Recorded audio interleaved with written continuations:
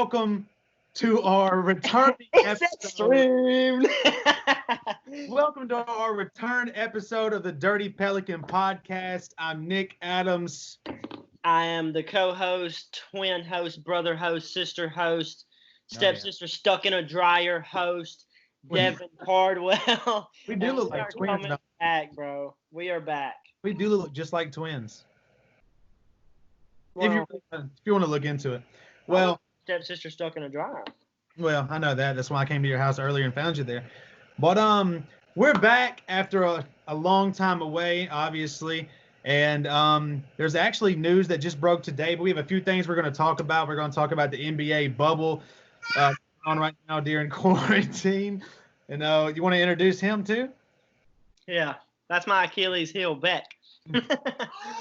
And, hey, whenever you leave, I can just keep talking if we want to do it this way.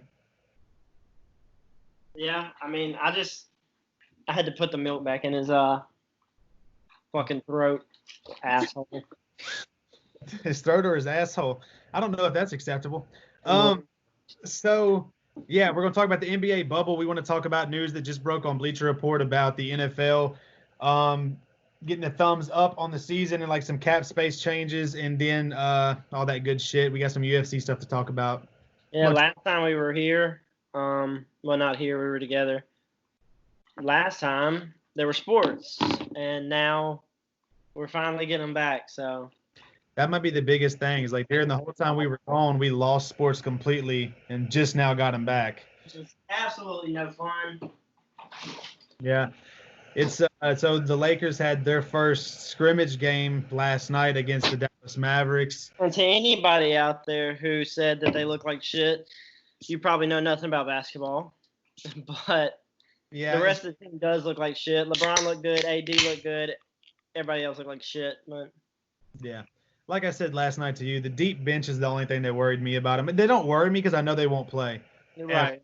Yeah, in the playoffs, LeBron will average close to 40 minutes out of a possible 48. Yeah, so yeah, but so now we're going to have basketball. Well, we have basketball back. We're going to have football back. UFC's been going on because Dana White and Fight Island has been there's so much shit that's changed because I think the last time we talked about this was it the beginning of last football season? Was it?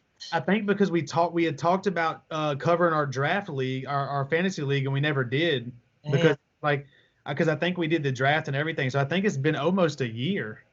Did something pop up just then? Yeah, you made a heart cover your whole face. I'm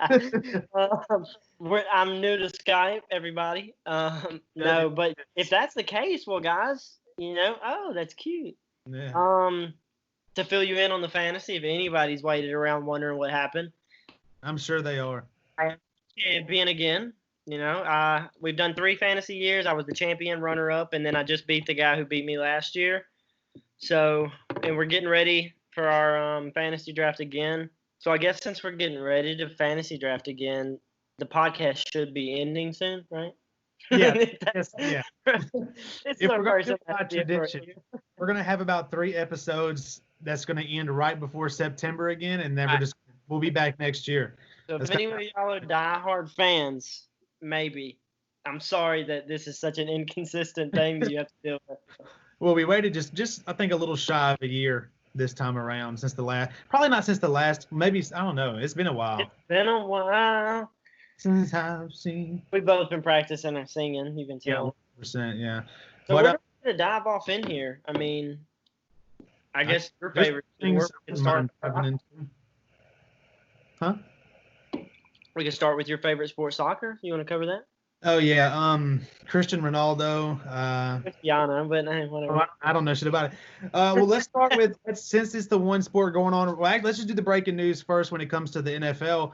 The NFL is a go. There's just not going to be any preseason games to try to not spread the COVID-19 virus. So, but the season's a go. And I know over the past week, I've seen a ton of players saying we want to play football, figure this out so we can be safer and whatnot. Because I think, like what you said, 60-something people tested positive in the league. I think it was after they redid it, like 59. But like I said, that's a very low percentage for the football, but still. Yeah, exactly. But like any number is an alarming number during this shit. Yeah. But it is a go, so our fantasy league will be happening, so that's exciting. And I know that who you kept Alvin Kamara and Ezekiel Elliott on your squad. I kept Lamar Jackson and Travis Kelsey. Travis Kelsey on my squad. Yeah, so Good building blocks. Good foundation we have. Yeah. We'll update you guys on fantasy every week when we do an episode, kind of give y'all what we're doing, especially the draft coming up on August 1st for us, about a month ahead of time. That's set in stone? I think it's set in stone. I'm fine with that. I think it's August 1st at like 9 p.m., which is okay, I guess, but we're going to have to be at Buffalo Wild Wings late if we end up going there. But I don't foresee that happening. Ethan really wants to. Don't get me wrong. I foresee me, you, and Ethan. Well, Joey wants to as well. That's 4. That's right. I forgot he's over here though. Going to be it. Well, Jacob might, but but yeah. So football season will be happening. There's obviously a ton of changes in the league this year. We have Tom Brady moving from the Patriots. He's now the quarterback of the Bucks. Then Gronk came back and joined him. So they have a stacked team with Chris Godwin, Evans, Tom Brady, Gronk. Who's their other tight end? Is it O.J. Howard? Is that his name? They have I don't know their tight end. I think that's their other tight end, O.J. Howard. Regardless, their other tight end's fucking good. The only place they're hurting, to my knowledge, I don't know what they drafted because I didn't pay attention, would be a running back because I know last year all they had was Peyton Barber was like their main guy. Right, yeah. I mean, him on my team at one point, it was not a good O.J. Howard. They have Ronald Jones II at running back. But, I mean, I think, man, their defense is already solid. Jason Pierre-Paul, Ndamukong Suh, Shaquille Barrett, et cetera, et cetera. They have Devin White, who was the linebacker out of LSU they drafted last year in the first round. So, I mean, man, I would say though, like they're the second best team in the division after the Saints. Yeah. Well, no, just because. No, I'm saying that because we don't know what's going to happen there for Tom and Gronk and them. So I say that because the Saints, the basic roster moves they did, we got rid of Teddy Bridgewater, who's now Carolina Panther. We end up picking up Emmanuel Sanders, wide receiver. Who was the other? We picked up a defensive player that used to Malcolm Jenkins. Yeah, and we got one of the best quarterbacks in the history of the game, backing up Drew Brees and Jameis Winston. Yeah. So he completed 30 passes to the other team last year, breaking an NFL record. I read on Twitter they said there should be no problem for Winston because he's been throwing it to Saints players for years anyway. So. And then also we picked up another interesting, maybe kind of like like a little gadget. I don't know, not a gadget player. That's what you use for basketball. Is that how you use? That's what you use? Gadget, you can plug and play, gadget player. I feel like that's what Ty Montgomery is going to be for us. A guy that comes in. He's behind Latavius, but he's going to be the guy that kind of catches the balls in the backfield. A sneaky guy to actually move into the second spot. I know they like the power, like kind of finesse mixture. But Ty Montgomery's an underrated back in my opinion. He's always, when he played for the Packers, he was pretty decent. Solid, yeah. He's always a solid back, and maybe we can get the best out of him, especially in our offense where, there are running holes because Breeze can get the ball, up the field in the air. So yeah, that would be dope. What other big? Cam Newton's a Patriot now. That's another big one. Yeah, Washington think they're going to be good? Who? Patriots? Yeah. I think if Cam Newton stays healthy, they'll be good because Bill Belichick he's a perfect coach. He's great. Not perfect, but he's a great coach. So I think he'll find a way. Yeah. He'll find a way to get the best out of Cam. But we'll see whether it was Brady's greatness or Belichick's greatness. Yeah, that's the big story this year because right now it looks like, he only has Julian Edelman as a receiver that makes like this any good, right? That's the only one we know. Yeah, the only one that I can think of off the top of my head. What was the other? Was there any other big ones that happened? To me, something that matters to me a little bit. The Seahawks are interested in bringing back Josh Gordon if the NFL will reinstate him for the 15,000th fucking time. Yeah. So, they have Mohamed Sanu over there in New England and Marquise Lee. Yeah. Well, Not bad. Yeah, I mean, no, Mohamed Sanu, I think, man, to me, he can break out, but he might not ever be shit. You know what I mean? I'm not Yeah, sure. I think he's a wide receiver too. Like he's the second receiver on a team, which he's going to be after Edelman. So I mean, maybe that'll be a good thing. Marquise Lee, I don't know what the fuck he can do anymore. But also other stuff we missed. LSU's champions. Joe Burrow is a Bengal. I know The you want to talk greatest about him. college football team of all time, bar none. Numbers don't lie. And since you know more about who went where when it comes to the college teams, who else from LSU and what teams did they go to? Their main players, running backs, receivers, if anybody went anywhere. Edwards-Helaire was the last pick in the first round to the defending champ, Kansas City Chiefs. And I've been reading a lot where he's projected to come in and be the guy.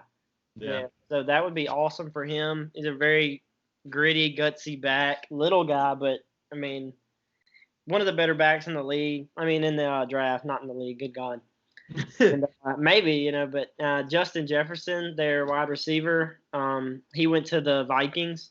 So interesting team. I'm getting rid of they still have Adam Thielen. They got rid of who's the other one they had? Diggs, and now Stephon Diggs. Justin Jefferson, he's a good hands, a good route runner guy. He might be able to come in with Thielen and maybe get some snaps in as a wide receiver 2, maybe 3.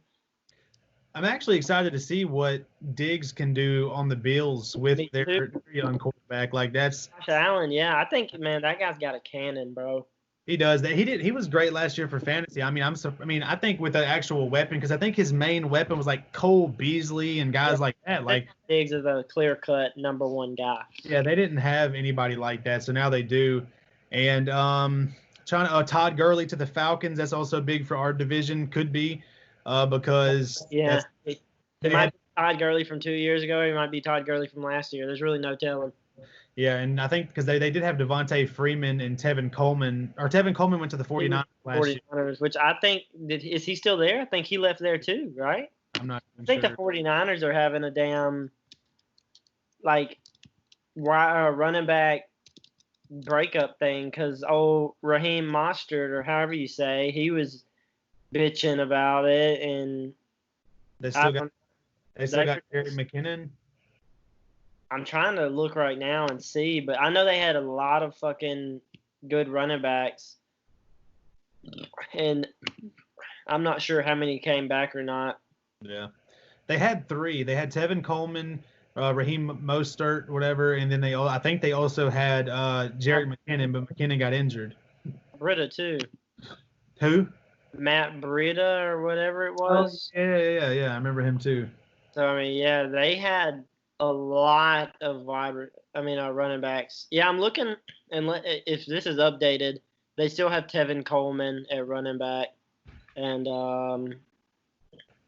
Jermichael Hasty, whoever the fuck. I don't know if this has everybody who wasn't signed. They might have to re-sign Jerick McKinnon, Raheem Mostert. Yeah, so even if they just have those 3, I mean, that's 3 who could start other places, I mean, not everywhere in the league, but those are solid guys. So I guess they lost Matt Breida.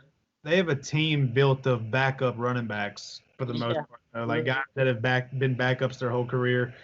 Besides McKinnon's just injury prone every single year, it seems like now, because I drafted him pretty early, if I'm not mistaken, either last year or the year before, and it almost fucked me. Yeah. Well, I mean, I don't know. I think Mostert, man, remember at the end of last year I picked him up and he went crazy. So maybe that's what he was griping about, wanting his time and money. Also speaking of earlier when you mentioned Gronk coming back out of retirement, he because I don't know anything else football that I know of that was big. Huh? He's trans now?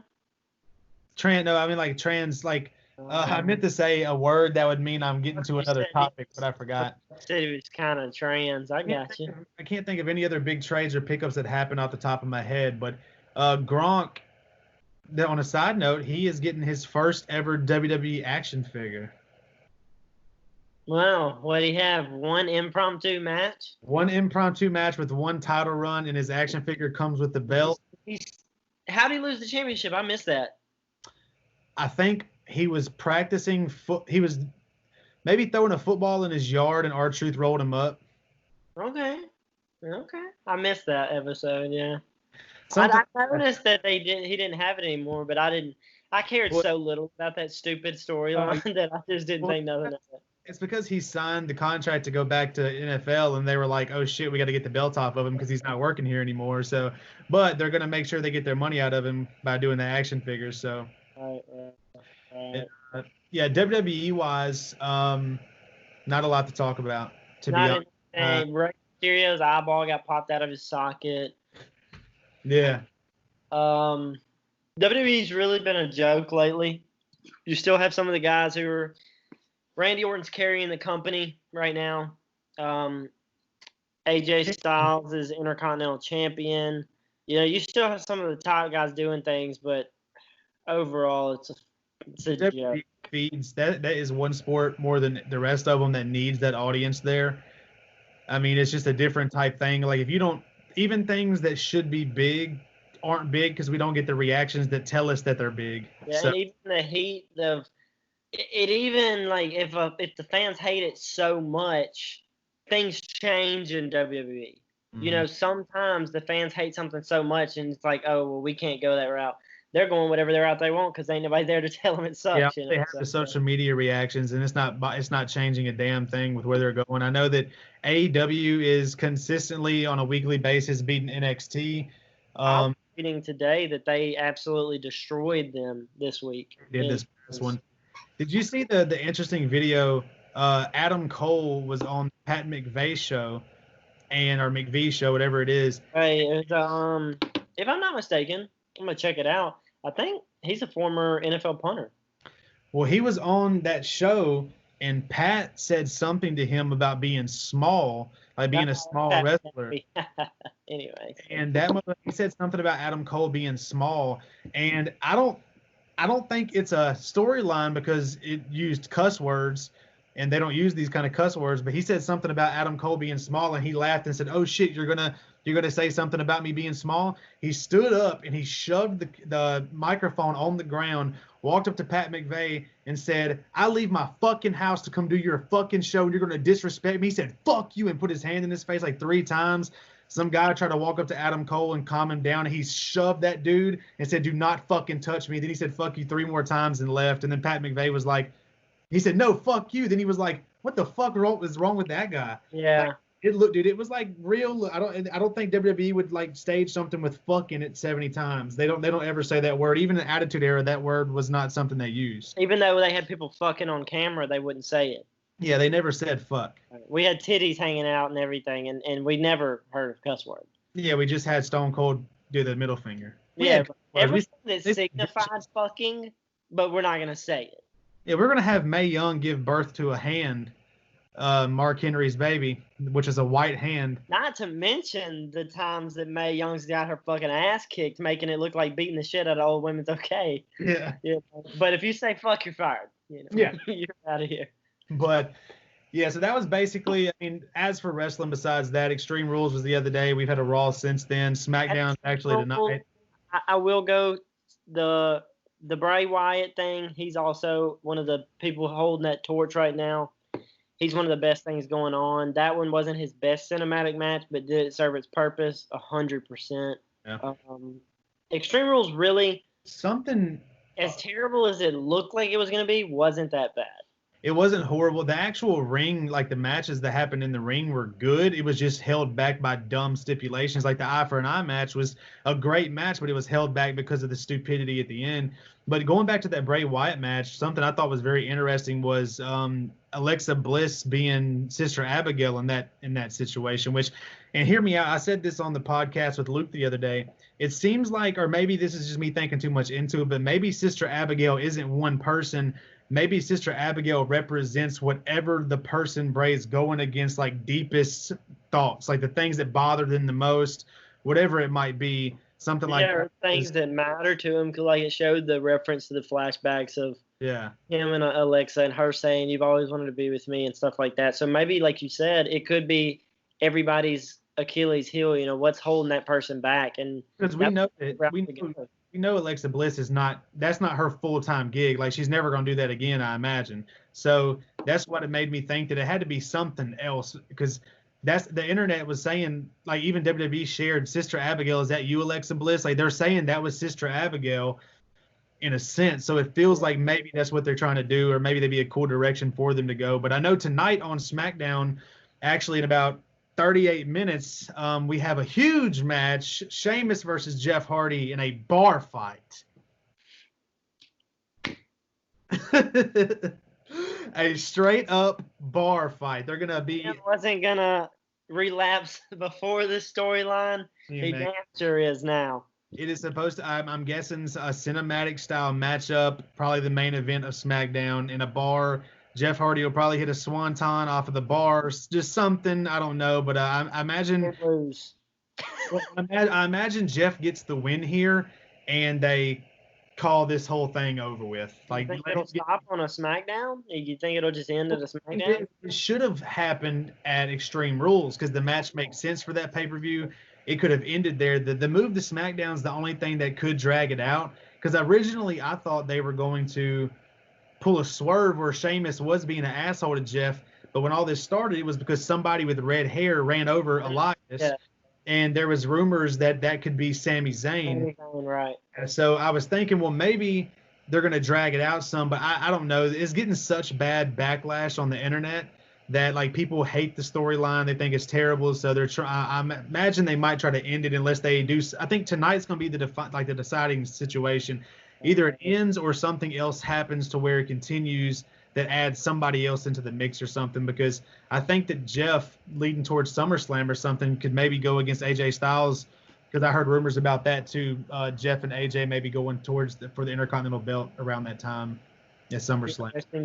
AJ could pull a good bit of, that'd be a good match. He could pull Jeff to a fucking A+ 5-star match. Yeah, he can make Jeff look a lot better, because a lot of the time Jeff's gotten slower. He's kind of a cookie cutter match guy now, where he does his spots and they do their spots and it's over.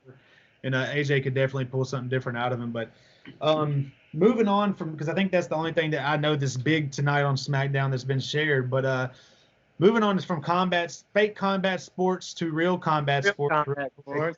There has been a few things that have happened. I know we have in UFC a lot of big fights coming up. This weekend we actually have Robert Whittaker versus Darren Till.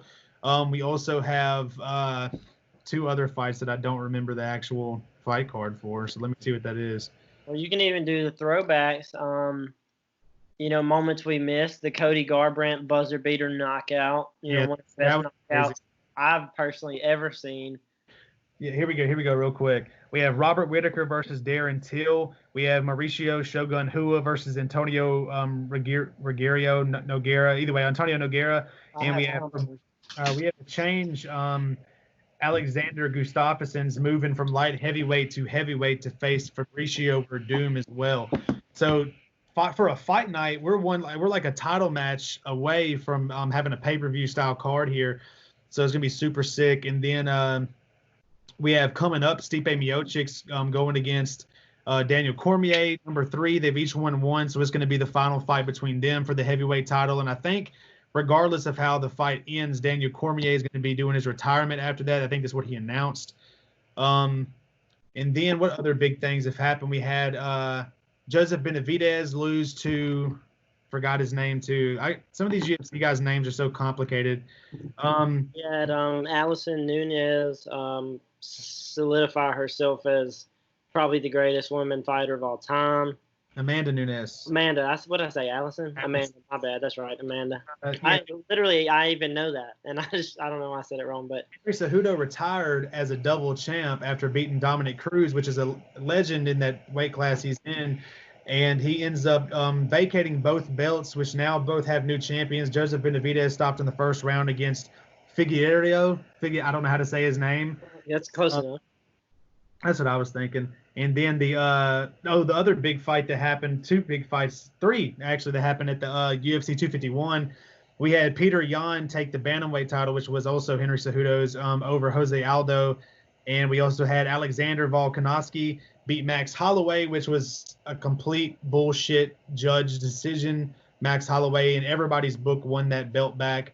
And then obviously the biggest fight that's happened, actually I think it ranked in the at least top 10 I said WWE UFC pay-per-view buys ever was Usman versus Jorge Masvidal. Right. Where Usman won. Yeah, he basically out wrestled Masvidal for 5 rounds, held him down, grapple fight.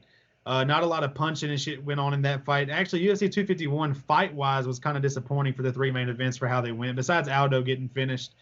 But everybody could have seen that probably coming. Yeah, it catches up with everybody. Yeah, so so those 3 fights are this weekend, and then we also have, like I said, Stipe and Daniel Cormier coming up. So that's some big fights that are actually coming up there as well. So do you want to go ahead and get into the bubble? We can get into the NBA. Let's cover things before the bubble. Vince Carter retired after 22 NBA seasons, so that's a big name, a legend, future Hall of Famer that is no longer around. I think that's really the only major retirement that I know of. So, thanks, Vince. We won't, never see it, but greatest dunker of all time. Speaking of retiring, we'll just go ahead and throw thank you to Logic as well. We lost Logic. Yeah, Logic. In the hip hop community, thank you for retiring. Sheesh.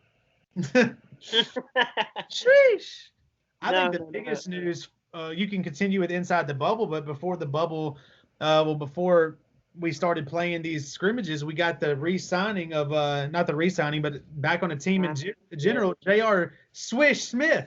Yes, sir. Anything is possible with Jack Swish over here. So, what did we say yesterday? Our conversation, I was informing you about how Deion's kind of a fuck around. Yeah. What did we say? Something about they're going to get caught with like hooker and drugs in there and stuff in their hotel. Get the Lakers disqualified from the whole entire thing because they're doing something illegal, like highly illegal in there.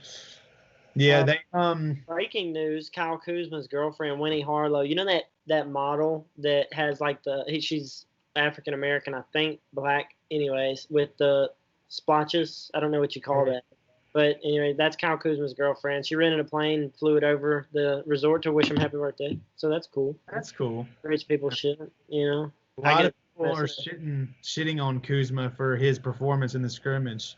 Well, I think a lot of people are wanting Kuzma to be a lot better than he was. He's a second-round pick. If he becomes an all-star, that's fine. But 15 points a game from the draft position he came in and everything like that. Glad that he wasn't total shit. Yeah. Like a late second round pick, I think, if I'm not mistaken. Like you can't expect much. He went above and beyond. So whatever. But I think a lot of the people that are shitting on just the NBA and teams in general are casual fans who maybe look too deep into this, and I mean it's literally scrimmages, guys. Like the problem is that the narrative is being told by the analysts because they need something to report on. I'm stupid as hell. He was not a second round pick. He's a late first round pick. No. How'd I not know that? I need to really get my shit together. I've been out the game. What I'm saying is that sports analysts right now need something to talk about with sports being in the position they're in. So I can see why they are paying extra close attention to these scrimmage games because they need something to talk to. They need hot topics. So I think they're pushing the narrative that these are more important than they really are. Because honestly, like LeBron and AD didn't even play half the game. And the other half of the game, I think we only lost by 4 points, and we were down by like 14 or 12 at one point. And our bench came back on them as well. So, I mean, it's like you said, it's scrimmage games. You're basically letting your other guys get warmed up a little bit, and your deep bench is out there starting and playing a whole half of basketball. So, and I mean, it's also against an extremely talented young Dallas Mavericks team. I mean, Luka Doncic is a top 10 player in the league. Porzingis is top 20. So, what's up? We have a visitor on the show. She's just a little drive-by. But, I mean, Luka's top 10. Kristaps top 20, 25. And then they have good surrounding pieces. Boban Marjanovic is just a giant. Tim Hardaway Jr. I mean, there we go. Another drive-by. Did she scurry by? She tried to get down and like hide behind you kind of when she went by. But no, I mean, it was the first scrimmage against a very young, talented team where, I mean, you're looking at young guys. Luka Doncic is 20, Yeah, 21. you're 21. I mean, 3 months off of basketball for someone 21 is a lot less hard on the body than it is for someone like LeBron who's 35. Yeah. But so, I mean, I was, like I told you, I was impressed with how they fed Anthony Davis in the posts off the beginning. I think he had, 2 or 3 early mid-post turnaround jumpers look good. LeBron's passing, I mean, he made a couple of passes that showed why he leads the league in assists. He's getting to the basket. He had the breakaway dunk. I'm not worried at all. Me either. When it comes to the new pickups and being able to see what they did, I was, like I told you, I was impressed by Deion Waiters. I ain't seen a lot of Deion Waiters in my life because I haven't watched for too long, but I didn't really know where he was. Even the first few years I watched, even with how I am now, usually I just watch LeBron games. So it's really my first chance getting to see Deion Waiters play, and I was impressed with what he was doing. It seems like he can be a guy that kind of calls the plays on the court while LeBron and AD are gone. I mean, it seems like he could be a guy that controls the ball. I mean, a former number 4 overall pick, so he there's some sort of skill to him, to go that early. He's JR. I mean, I don't know what to expect. I see him coming in extremely late in the games. I mean, not extremely late, but I see him being like a guy that doesn't get as much time. Like, I don't know, because they're trying. Cleveland, not like he did in Cleveland. It won't be like that. There's 2 changes right now. We are missing Avery Bradley and Rajon Rondo. Yeah, Rajon should be back in, I think, 6 weeks. So that'd be that'll get the ball out of Deion's hand and let him be primarily a second-string scorer, which is really where he would fit better.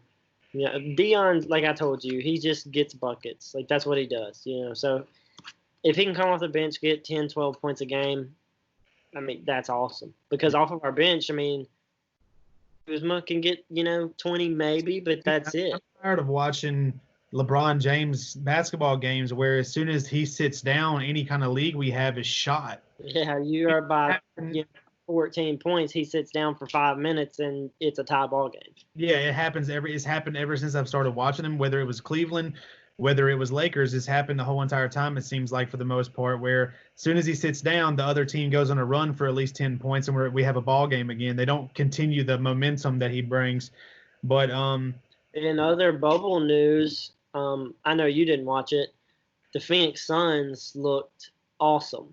Yeah. And no one's something about Yeah, they looked awesome. Devin Booker looked just as lethal as always. I mean, one of the best scorers in the league. DeAndre Ayton is looking worthy of his draft selection. I mean, he's really coming into being one of the better young big men in the league. Ricky Rubio even played pretty well, and he actually had COVID and he beat that, so that's good. But he played well. I don't think Ricky's a mainstay, but I think they're one young, solid piece from being a pretty decent team coming up. They could rival the Mavericks as far as, one of the young Western Conference teams. The Nuggets, they ran Jokic at point guard, which was fun. Wild, but they ran a huge lineup with their rookie, Manute Bol, NBA legend's son, who looked fantastic. If I'm not mistaken, he had 16, 7-footer who can bring the ball down the court. I mean, at one point, he blocked a shot, dribbled down the court, and did a pull-up 3, and he's 7'2". I mean, that's impressive. So, whatever his name is, with Boban, the guy, yeah. He pulled a 3 up. Yeah, he did. So they, man, I'm just so glad basketball's back. But there's a lot of going on. And there's a lot of good teams. I mean, like we talked about, there's a pissed off Damian Lillard out there that I do not want to see in the first round against our Lakers. I don't want to deal with him. I would like to see the Grizzlies for two reasons. I think we'll sweep them. And I love John Moran. I think it'd be really good for John Moran and Jaren Jackson get better there. But I do not want to see Damian Lillard because in their scrimmage, they looked fantastic. Yeah, well, Dame, and he's surrounded by a lot of players, McCullough, and then you have Carmelo Anthony over there too. I mean, And like I told you, Trevor Ariza, is he over there? Yeah, they had Dame had 26, Trevor and CJ had 22. It was like Melo had over 20. And Hassan Whiteside had 16 with 14 boards. Like It looked bad. Like it looked like, oh shit, they're ready. And I mean, from just me being a big Dame fan, he's a problem. He's underrated to me no matter what. They put him first NBA team, and then people say he's not a top 3-point guard. Like, Damian Lillard's a problem, and I hope they don't make the playoffs. I love him, but I hope they don't make it. Yeah. Well, this is something I kind of wanted to get across because if we've covered, I don't know exactly what else big news that people don't already know, but I do want to kind of get your predictions on at least one thing from each of the sports we've talked about, which I know I'm on. So I'll start with in the order that we went. So when it comes to, I know it's early, obviously we don't know how anybody's going to play, but when it comes to the Super Bowl, what do you think the two teams will be? Man, that's early. Oh, I know, but I'm just trying to think, like, with what we're looking at with all these new teams, new quarterbacks playing in different spots. I'll tell you mine afterwards. I think we did this last time, and I was completely wrong. I'm listening to you. I'll go ahead and do mine first. So I think on the I forget the damn names of the sides. The NFC and the AFC. Well, we're the NFC, ain't we? Yes. The Saints, yes. Yeah, AFC, I think that is going to be a repeat for Patty Mayonnaise. I 100% agree with you. I think the Kansas City Chiefs, that was when I was thinking about it. I'm still thinking, but I do think that the Chiefs are getting back to the Super Bowl. I mean, Lamar Jackson is going to be the biggest thing they could run into, I think, over there. And, I just feel like they're more complete, and they're only going to get better. And Patty Mayonnaise just signed that humongous, biggest deal and biggest contract in sports history, contract with them. So I feel like he's going to be playing his ass off. And who you have on our side on the NFC? You going to go with Saints? You think you're going to go Saints? I'll probably go Saints Chiefs is what I'll probably go. Only because looking at the rest of the teams, I feel like the only problem we really run into. 49ers are fucking good. I don't know.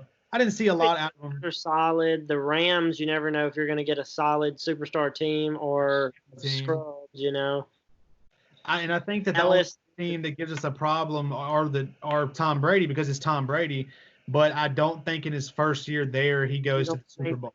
You don't think the Seahawks could be a problem? No, they're a problem for sure. But if I'm gonna looking at it, man, I'm gonna be honest with you. I don't think the Buccaneers are gonna get it in all together that quick. I don't think they will. I think that the 49ers and the Seahawks and the Saints are probably, to me, clear-cut top. Mm-hmm. And then, like, tier 2, I'm looking at Minnesota, Philly, if they have a healthy all-year Carson Wentz, and a shocking team, and that's the one that I'm going to actually put against Patty Mayonnaise in the Super Bowl. The Titans. The Arizona Cardinals. Oh, shit, I picked the wrong team completely. The Arizona Cardinals, man. Kyler Murray's second year, they got DeAndre Hopkins. They had Kenyon Drake at the end of last year playing like he can, showing that Kenyon Drake's the running back that everybody thought he was coming out of college. They still have Larry Fitzgerald on the outside. And now Larry gets to play as a second receiver besides a first, which is going to make – think about Larry Fitzgerald being your second best receiver. That's fucking fire. Yeah, the route running, the IQ, the route running, the hands, it's there. I think they could be a sneaky little team. So I'm going to say versus Arizona, but I don't think Arizona would beat Kansas City. No. I would say the teams to watch out for, like you said, 49ers. I think the Titans are a good team. Ryan Tannehill, Derrick Henry over on that squad. I think that obviously, except for the fact that they did lose DeAndre Hopkins, the Texans are always an interesting team to watch with Deshaun Watson. All they gained from is Now like the Titans are in the AFL. the what? I mean, not the AFL. The AFC. Yeah, the Titans and the Texans are AFC teams. Yeah, well, that's what I'm saying. I'm just saying teams in general now. But earlier when I said Titans, yeah, I was on the wrong side. But what about Cleveland? What do you think we'll get out of them? You think they'll ever be what we afraid they're going to be?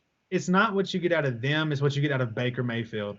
Yeah, I think that the rest of the team, like Juice, Odell Beckham, I think Njoku may still be there, and they still have Chubb, if I'm not mistaken. I think they still have everybody. Kareem Hunt. Yeah, I mean, you have everything you need. It's just the fact if Baker, if I'm not mistaken, requested a trade. Yeah, that's what I thought too. Yeah, the only thing that But they have Austin Hooper, correct? Yeah, I think they got Austin Hooper from the Atlanta, so still a solid tight end on that roster. Another big thing coming back this year that we did not have last year is Ben Roethlisberger and the Steelers. True, Juju, that's I don't think Juju can be what he's supposed to be last year without the complications, because you got Big Ben back. As long as Big Ben returns to what he normally is, which is a pretty damn good quarterback, solid quarterback, then Juju and the Steelers have a chance to get in there and do something. And Bengals with their number 1 overall pick, Joe Burrow, a healthy AJ Green, Joe Mixon, Tyler Boyd. That's a Tyler Eifert. The Bengals are like my new Cleveland team from last year. Like how I felt about Cleveland last year, where I felt like they could really be something, but they didn't. I feel like the Bengals could really be something. We just don't know what they're going to be. And then you have teams like we did earlier, the Patriots with Cam Newton, Panthers with Teddy Bridgewater. Those are two teams that have great players. Like what's his name? For which team? Running back over on Panthers. Christian McCaffrey. Oh, yeah. You have guys like that, but I just don't see either one of those teams being what they think they're going to be. I don't see both of them missing it. Maybe get playoff spots, but I don't see anything beyond that, like an actual Super Bowl run for those guys. So moving on from football to the next sport, we'll go just straight to WWE. I want to do what do you think is going to be, if this rumored match actually happens, which now there are rumors that it might not happen this way, but if it does happen, do you think what do you think the main event at SummerSlam is going to be? Do you think it's going to be Drew McIntyre and Randy Orton? It's hard to say because they haven't. That's a rumor with no angle to back it up at all. There's not been any angle to even tie those two together. It hasn't. They haven't even hinted at it. You know what I mean? So I understand, like, the rumors are from credible sources. You've seen them, I've seen them. Just there's no hint from WWE, so it's hard to say. Also, the thing is, in WWE, a rumor will be something for a week, and then next week another rumor will come out about the same person doing something totally different.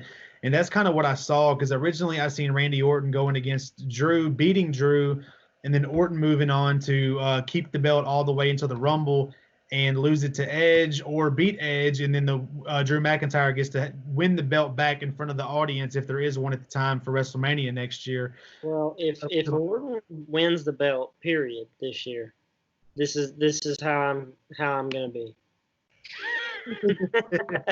So I'm gonna be happy. I'm gonna have a little heart emoji, But no, I mean that was awesome, but I don't think. If they can keep doing it right, which Big Show's not right, but Orton, you're throwing him trash and he's turning it into gold. Yeah, I mean, the thing with the Big Show on Monday wasn't bad, and it's because Randy Orton was there.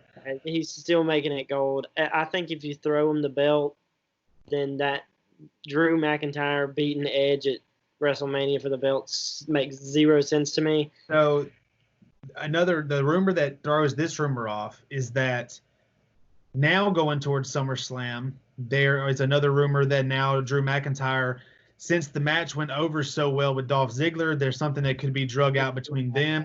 And then also Randy Orton, instead of facing Drew McIntyre, facing and getting into a feud with Kevin Owens.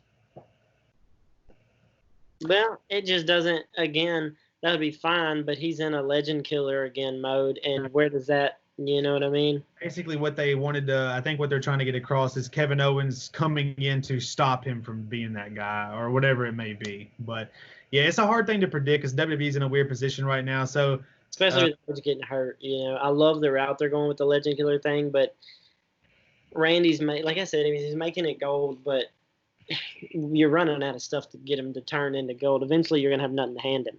yeah, exactly. So you're going to have to change it up. That's why I think maybe getting him in something in between where maybe Orton still does things to legends like on the show, but Owens is always trying to get involved or somebody, trying to do that because it kind of prolongs it because there's not many more legends left on the roster for him to be messing with, too Right, much. yeah.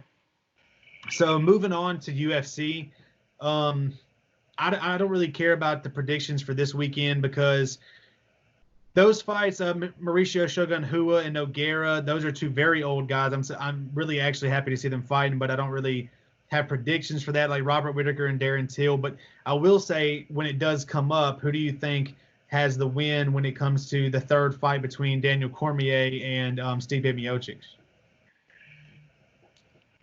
I don't like DC at all, but I think he's amazing. And Stipe's good too. Yeah, I think Daniel is one of the most well-rounded guys ever. Yeah, he's very well-rounded, even though I care nothing for him at all. I think he goes out on top and beats Stipe, retires, has nothing left to prove except for the fact that he can't beat John Jones. Yeah, that's the one thing he can't do. That's the only thing he can't do. Yeah, even when he did, he didn't. You know, so. And yeah, that's the yeah, I think that'd be my prediction too. Stipe ended up winning decisively the last time. I think it was a knockout or a TKO if I'm not mistaken. And Stipe did lose the first meeting between the two, but it's a good fight. It's interesting. I think that's the biggest fight besides Jorge Masvidal that's happened this year so far. Yeah. Well, actually, Conor fought Cerrone at the beginning of this year, if I'm not mistaken. Conor beat the shit out of Cerrone. Yeah, I mean that was a quick one. And then retired also, something we haven't mentioned. Connor's retired again. Yeah, so. Also, on a side note, a sport that we don't talk about at all, you know that Mike Tyson and Roy Jones Jr. are having a boxing scrimmage. Yeah, so, we're gonna do I think an 8-round exhibition match, right? So that's not a scrimmage, exhibition. Two all-time, two of the greatest boxers of all time. So that'll be interesting for sure. Have I ever told you the story about whenever me and Philly met Roy Jones Jr.? It's something about y'all were high on meth or something? Yeah, we had just got through shooting up a big one right there in the arm. No, actually, me and Ree were in Pensacola, Florida with my parents on a vacation. Oh, tell me that. Yeah, and we walked into a mall, and everybody in the mall was flipping shit because Roy Jones Jr. was in there getting a haircut. And he came out, and we said something to him. Kinda, not really. We didn't really meet him, but we were there whenever all that was happening. So it was pretty random. People were just fucking yelling, "It's Roy Jones Jr." And me and Ree were like, "What the fuck is a Roy Jones?" I had to Google him. I didn't know who the fuck he was. Who is Roy Jones Jr.? Yeah, I was like, who the fuck is that guy? And they were like, he's a boxer. I was like, oh shit. But either way, moving on to the last thing. I don't really have to ask you for a prediction who you think is going to win the NBA championship. With the Charlotte Hornets. Well, that's a good pick. Yes, sir. I mean, you can't really go wrong with the team that I can't name one player on right now off the top of my head.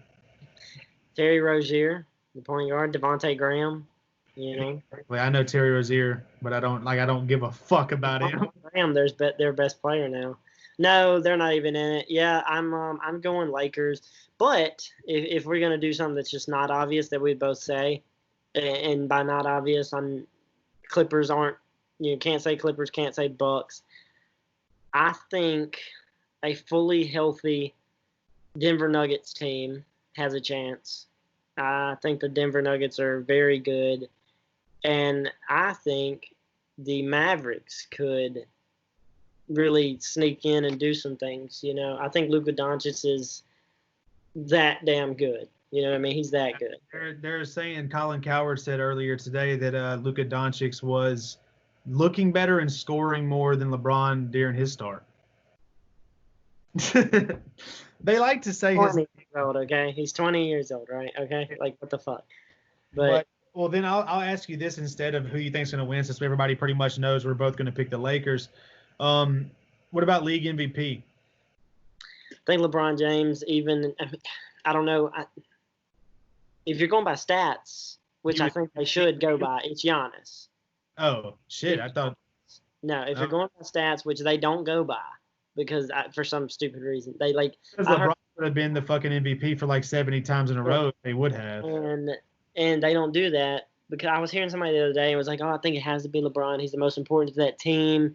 Without them, he'd be nothing. He's almost averaging a triple double." And I said, Russell Westbrook averaged a triple double for 3 years in a row with a bunch of nobodies, and he only got it once. Yeah. It's like, so that shut up. You know what I mean? Like, I think Russell Westbrook should have won it 3 times. He didn't.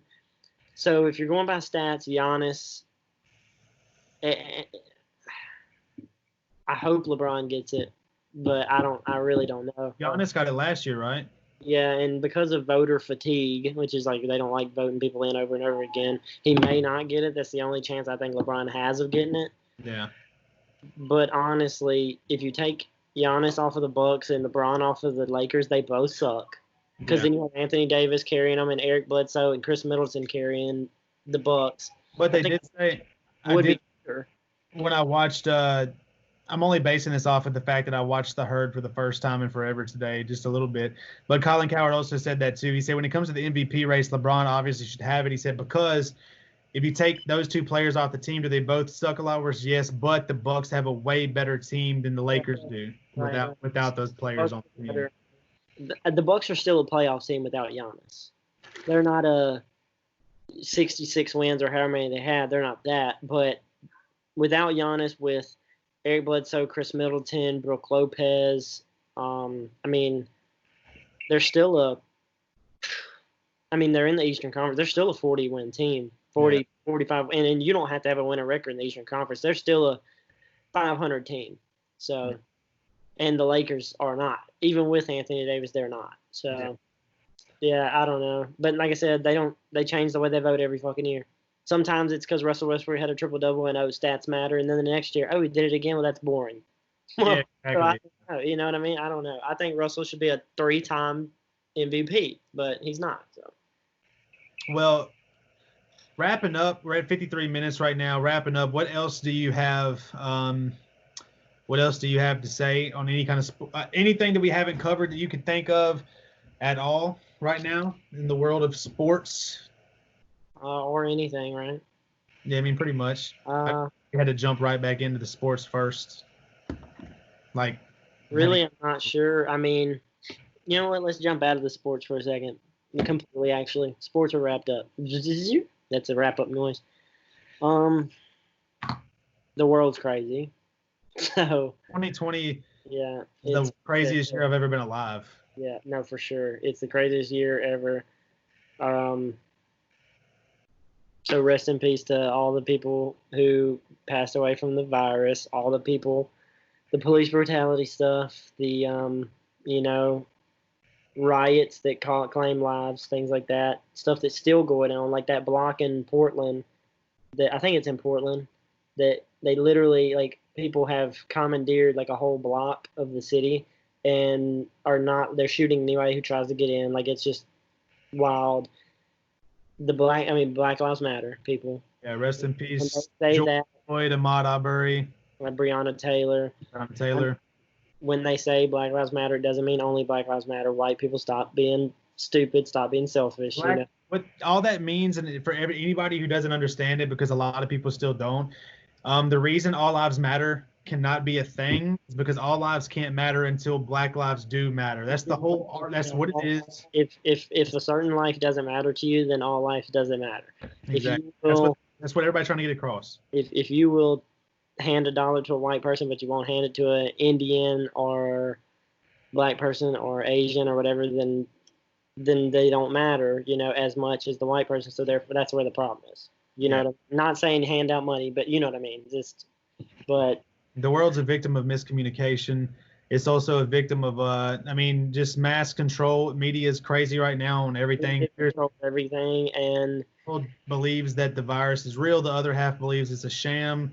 It's just me and you are torn on that. We feel differently. I feel the virus is real, but I think that it's blown out of proportion to get us to feel fear and vote a certain way come November. Right. Yeah. And I've said plenty of times, at first I was right there with you. I'm not sure if it's real. I don't think it's a real thing at all. So there's a lot going on, but yeah, just those things should be mentioned for sure. And again, not trying to be like a podcast or any kind of person that tries to shoot down on anybody who has passed away from it or anything like that. But do you think that some of the people that also might get the virus, like let's say if it's not real, or let's say if it's not as bad as we think, do you think that maybe some type of placebo makes some people have, like when they have a flu or they have a cold, a lot of people are saying they got the virus and it's like 10 times worse than the flu. Do you think placebo makes them feel that they're feeling worse because they know that's what it is? Yeah, because I believe that 100% with myself. I think mind over matter is very true, and I've felt like that forever. So yeah, maybe they're getting it and it rings up, or whatever you want to call it. Oh, you have corona, and they give up. You know what I mean? Or it's like, oh my God, I'm defeated. And then of course, if your mind says you're defeated, then your mind controls your body. So yeah, maybe, that could definitely be it. But it's the people that passed away. I'm saying I've seen some people that have posted that said, like they had it and it feels like 10 times worse than a flu does and things like that. I'm saying people that ended up getting out the other end of it, still alive. I feel like some of them might, because they have it, express themselves saying, it's the worst thing that's ever happened, just because the fact they know that's what it was, so then they know it's bad, so they say that because their mind's thinking that. Yeah, the same type of people that's had it and said it was never. I know people that had it and said I couldn't smell nothing for 3 days. Yeah. And that's it. No headache, no fever, no cough, no nothing. So like our friend that had it, that we were actually around before the test came back positive. Thank God we didn't get it, but said that literally she couldn't smell nothing. That's it. So yeah.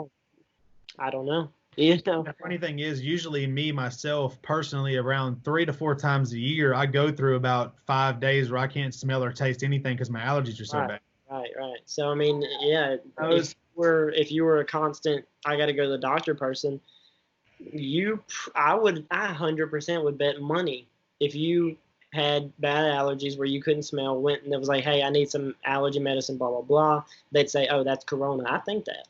Yeah. So it's a weird time, but I think there's so much stuff on the news. There's now more than ever in life, there's so many ways to access different headlines, news sources, that there's a million different things you can believe. And the best thing that I think that we can do, even though I know that sometimes we don't even as much as we could, the best thing we can do is say, it's kind of like anything. Like, don't take a chance too much for no reason if you don't have to. Don't go spit on people, and don't let spit on people. Don't do stupid shit. Yeah. But just everything. I bought a mask today. Huh? I bought a new mask today because the one we got from the flea market the things were stretched and they started falling down my face. So I bought one at Zoomies. It's like a cloth black one. It says "Lost Cause" on it because I feel like I'm a lost cause. Okay, so now we're in suicide hours.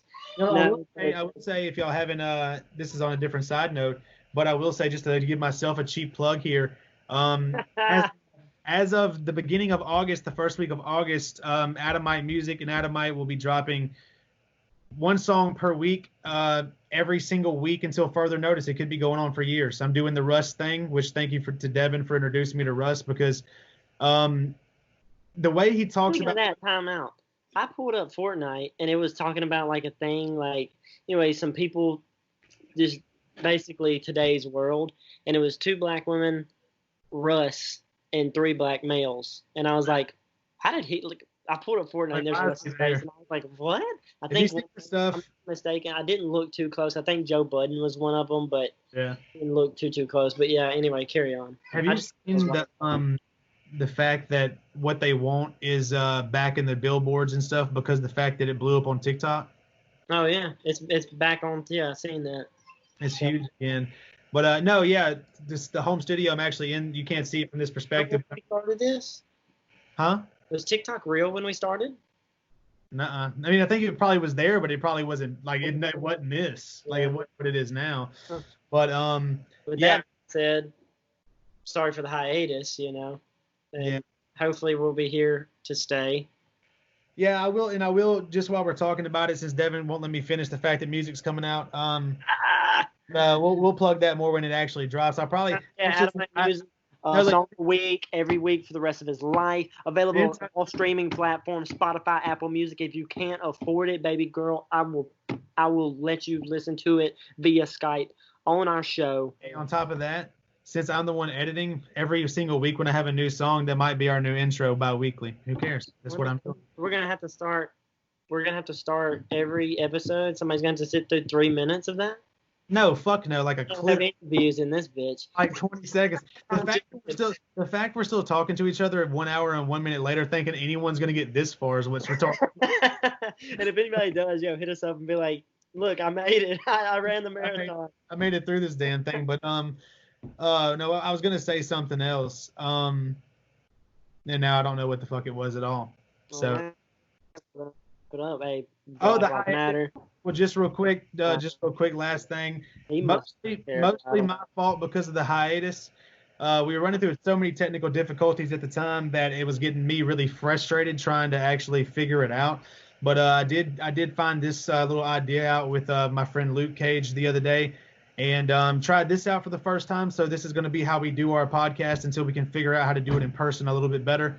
But yeah, so now it's going to be weekly. It doesn't take nothing for us to get in here and do this. We were having to set up a whole room, table, audio interface, wires, microphones, and camera, and then trying to do the editing process. And it was hell on us to do that. So this is much easier. It does it for us, and this is how we're going to be doing our podcast for now, for sure. For 90% of the time, I see. Not to mention quarantine, separated, but yeah. So that's it. Wrap it up. That's it. All right. Well, this has been episode 4. I think maybe it could be 5, but I think it's 4. Doesn't matter. It's 1. Yeah, it could be 1. It's whatever. But of the Dirty Pelican podcast, we're glad to be back. It's fun, and we're gonna do it weekly. And we'll be back this time. Like I said, it's much easier now, so it's gonna be way easier for us to get this done. And pretty much it. So if y'all see this video on YouTube, subscribe to our YouTube channel, and also comment certain topics you want us to talk about. If there's any kind of special thing. I was about to say, anybody who has anything they want our opinion on, want us to talk about, touch up on anything, please let us know, because the more topics, the better for us. We chit chat. We're here an hour plus into it, and we literally talked today about maybe doing 45 minutes. So we talk. We're fine with talking. So any ideas y'all have, just please, if you know us personally, hit us up, comment under the videos, comment on social media, anything like that. And also something also pretty fun now is this is a whole new way for us to do interviews, because Skype calls can have as many faces on there as you want pretty much. So anytime anybody wants to be on or whatever, if you have something you want to say, a certain topic you want to talk about, we will be reaching out to certain people, maybe our friends in the fantasy league, during certain sections of the show. Maybe every single week we could do something weekly where we bring in a fantasy guy or something. Who knows? We'll figure some stuff out. But comment if you have any ideas or anything y'all want us to talk about, or if y'all have anything y'all think y'all could add to the show as a special guest one week.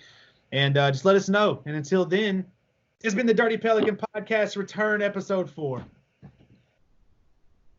Yes, sir. It has. And man, I was trying to do something. I didn't have time. Anyway, hey, like you said, thanks guys, we're back, and appreciate anybody who's going to stick around. Links in the description to all of our social media. I'll also link my out of my YouTube and my Extreme Nick 09 YouTube, where I take deeper dives into pro wrestling and stuff like that. So thank you guys again for watching. If you made it to 1 hour and 5 minutes, comment that you made it there, and we will like to say thanks probably. No, definitely thanks. Yeah. If you made it this far. Hey. I'm signing off right now.